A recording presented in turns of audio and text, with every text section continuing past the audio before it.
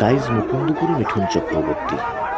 তো মুকুন্দপুরে মিঠুন চক্রবর্তী আসছে, আর সেখানে সাধারণ মানুষ জমায়েত হবে না, এটা তো হতে পারে না। আর এখানে দেখুন, আজকে মিঠুন চক্রবর্তী যে এসছে, সেটা আমাদের ভারতীয় জনতা পার্টির একটি র্যালি।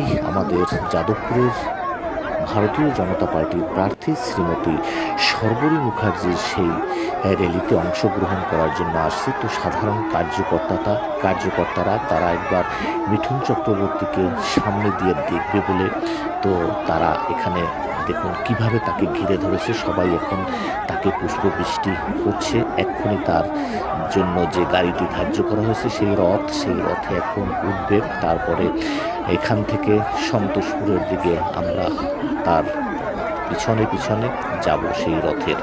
তো বন্ধুরা, মুকুন্দপুরে মিঠুন চক্রবর্তী এসে এত ভালোবাসা পাবে, সেটা হয়তো আগে জানা ছিল না, কিন্তু সেটা জেনে গেল। তো সবাই একবার বলুন জয়।